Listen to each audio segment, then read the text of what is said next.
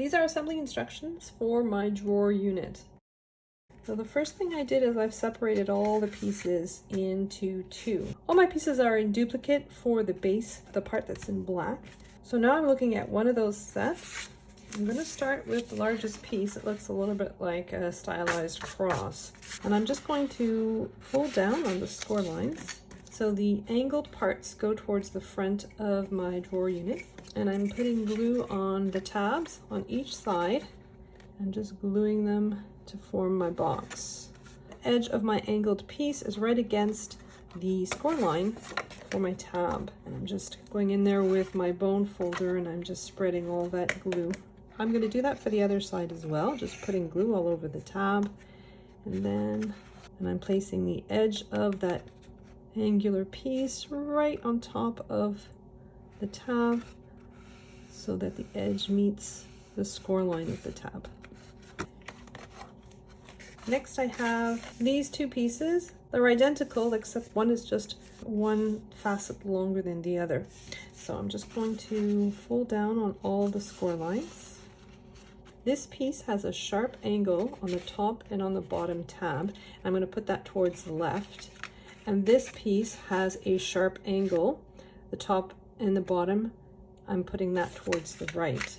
And I'm going to join these pieces together at that middle tab. So I'm just putting glue on that tab, joining those two pieces together, making sure that the cut edge of one is right along the score line of the tab of the other, like so. And then I have my decorative pieces. I have one decorative piece that has a hole in the center. We're putting that one aside for now. But then I have 9 of these pieces, and these are going to go along to decorate the outside of my box. This is Cricut foil craft board, and because the underside is brown, what I like to do is take a marker and just color the edges. Now I'm coloring it in black because it won't show against the black base layer. I'm holding it so that the decorative part is away from me, so if my pen happens to slip, it'll slip onto the underside. I'm just going to glue these 9 down, making sure to keep an even border all the way around. So now that I've decorated the outside of my box, I'm going to take the other box that I had just assembled.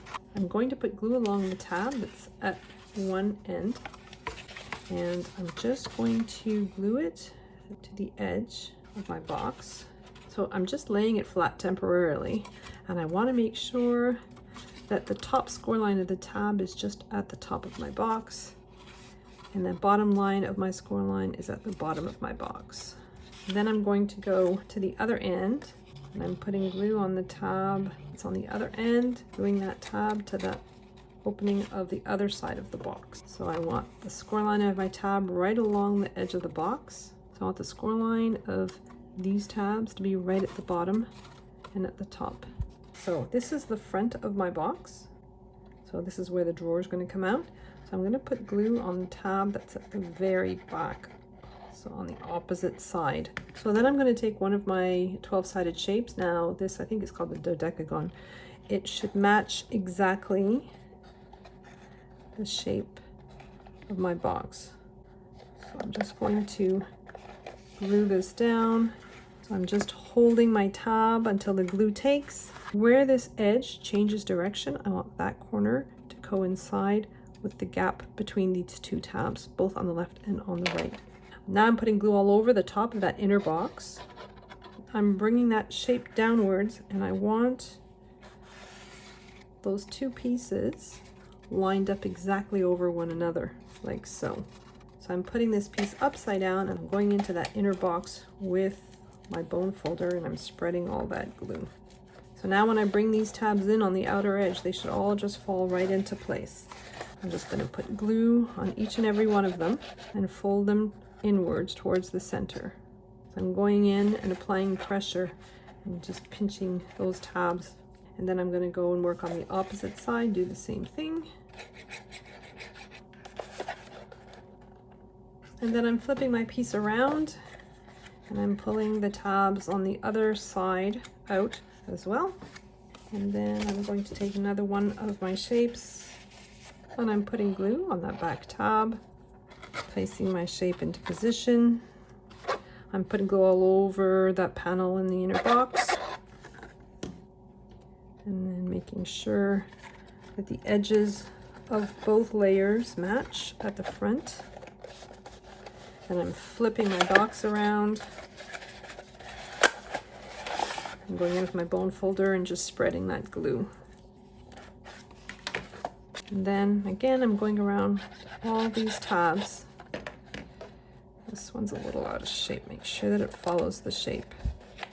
I'm putting glue on all these tabs, and then so I'm just gluing them to that larger shape. So the next 3 pieces are to form the drawer to our box. I've got the longest of the pieces, and it has score lines at the top and the bottom, and then it has vertical score lines. Then I have this piece, so bottom score line, top score line, and then tabs on both sides. So I'm going to decorate those 3 front panels. Now the middle one is one of the ones that has the hole in it. That's to insert a drawer pull. So I'm just gluing that one on so that the holes are directly on top of one another. If you flip it over, you can really see if it's properly positioned. And then I have 2 panels on either side. I'm going to glue those down as well. So now that my piece is decorated, I'm going to flip it over and I'm going to glue down those 3 panels. So the tabs are at the bottom and these flaps get glued down to the interior in order to make them sturdier. I'm covering them in glue, I'm folding them over, and then I'm going in with my bone folder just to spread that glue. You should be able to see through that hole in the center. All 3 of them get glued down. So I've got my right sides facing up and I'm putting glue on the tab that's on the side of that smaller piece, gluing those 2 pieces together at that tab, making sure that the cut edge of the longer piece is right up against the score line of the tab. And then I'm going to put glue on the tab that's on the other end. Just bring in the other side, making sure that that cut edge is right up against the score line of that tab. And I'm putting glue on that back flap and then folding it inwards. And I'm just going in there with my bone folder, spreading that glue again. And I'm just going to do that for both sides.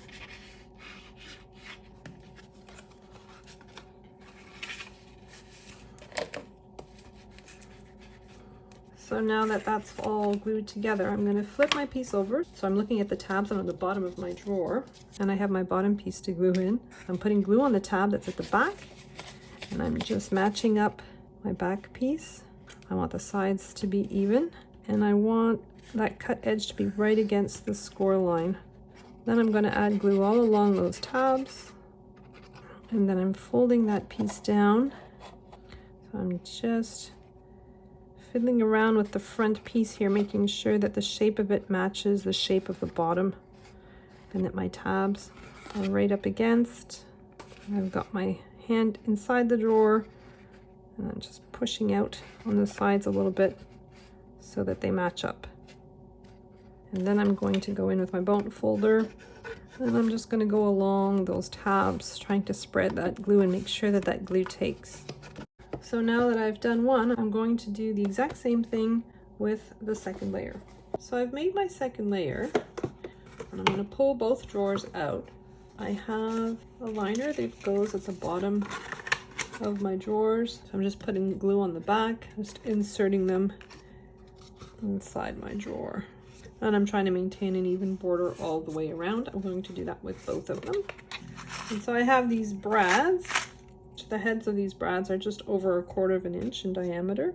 I'm just pushing them through the holes at the front of my drawers and then opening up the stems. I'm just going to pull it out a little. I don't want it flush against the front. I want it to stick out just a little bit. So then I have these 2 squares that I've cut out of the base material, so the 80-pound black cardstock. So I've covered the back of these squares with red line tape. I just removed the backing and I'm just going to put that over the brad. Not only does it hide the brad, but it also kind of keeps it in place, makes sure it's nice and secure. So I've just flattened my piece right on top of that brad. So next I'm going to attach my 2 layers together. So I'm just putting glue all over the surface of one of them and then just gluing the other one on top. I want to make sure that the edges match up nicely. So I'm applying pressure until that glue takes. I can even go in there and just sort of spread the glue. So now that I've glued my 2 layers together, I'm going to put glue on one of my remaining dodecagon shapes. I'm just making sure that they match perfectly at the front. And I'm going in and spreading that glue. And I'm going to put one on the bottom as well. And then I have my decorative layer to glue on top. I'm just trying to keep an even border all the way around as I glue it down. On the bottom as well. I purposely made my decorative layer out of craft board because it does add a lot of sturdiness and strength to my box. Now I'm going to work on the flowers that I intend to use to decorate the top. So this is one of the flowers I used for the original box, the purple one. So these are the tools that I have to use with my rolled flowers. These are 2 quilling tools. This one is a Cricut tool that I got a long time ago. I don't think that they sell it anymore, but if you can get your hands on one of them, they're extremely good. This is one that I got on Amazon, but I don't like it as much as my Cricut one. The other tool that I have used is these reverse tweezers. I use these for all sorts of different projects. So I'm just going to show you how to do it with the tweezers, and then I'll show you how to do it with the quilling tool.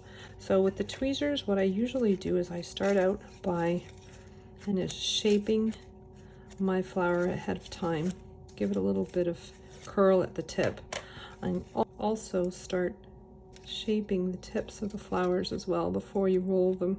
You watch a lot of people doing origami. They often use like a little wooden dowel or even a skewer.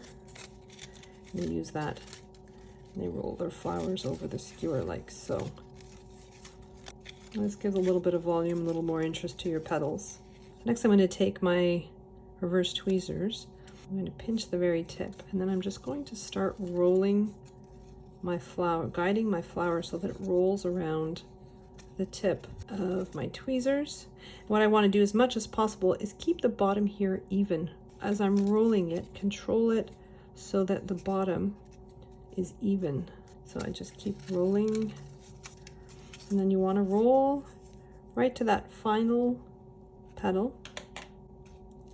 And now I'm pinching my flower together, and I'm just going to fold. This is going to be the base of my flower, and you can put glue all over that base and glue your flower to that base. And you can even go in after the fact and just add a little extra dimension. So for the other one, I had used just some metallic acrylic paint. I think this was something that I discovered at Michael's. And I painted the leaves and the flowers. So for this one, I'm going to use some Cosmic Shimmer Gold Treasure gilding polish. I'm not going to use the sponge that comes with it. I'm just going to paint the edges and hold it in my hand so that I can really get those edges, because basically that's what you're going to see of the flower. Probably too heavy here. You want to go a little bit lighter. You kind of want to make sure that some of the black still shows through. So now I've done one side, I'm going to flip my flower over. I'm going to do the exact same thing on the other side. So I've painted both sides. Now I have 6 leaves. So 3 of them I'm going to leave plain. So there's some scored lines in those leaves, so it gives them a little extra definition. Brushing upwards from the center like so. So I'm finding that this one has probably a little bit too much color on it. So I'm going to paint a third one. In the file, there is a rectangle with a tab at the end. I'm just putting glue just on the end of that tab. I'm bringing the other end around to form a circle. I'm gluing the other end down right at that score line. This creates a little form for me to make my flowers. So I have my flower piece all linked up, shaping the end a little bit. I'm putting the end of that flower piece right in the grooves at the tip of my quilling tool. And then I'm just going to start rolling. And what I want to do is I want to make sure that the bottom stays even. So I don't, it's gonna have a tendency to want to roll downwards. You want to keep it at the same level. So I'm just going to roll until I reach the center. I'm pinching the base, so I'm pinching all those petals together. And then I have this little circle at the end, and I'm going to fold it inwards like so. I have my rolled up flower, put it inside the little form that I've made, and I'm putting glue all on top of my flower, a little bit on the part that's folded, that I'm folding over. I'm just folding downwards. Then I'm going to pop my flower out of its mold. And that way I've created 3 flowers that are approximately the same size. Now I have the shape that I'm going to use to glue my flowers on. I form my leaves by folding on that center score line. I'm just putting a little bit of glue on the tip here, positioning my other leaf on top. So I'm going to do that with all 3 of them. So I'm just putting a little bit of glue on the bottom here, and then I'm going to position this one almost at the center, but not quite.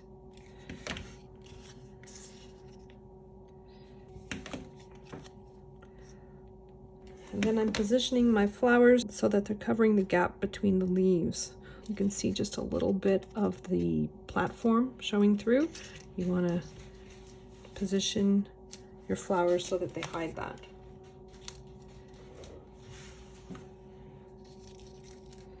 Then I'm bringing in my drawer unit. I'm just putting glue on the back and then try to center it as best I can. So those are my drawer units with my floral arrangements on top.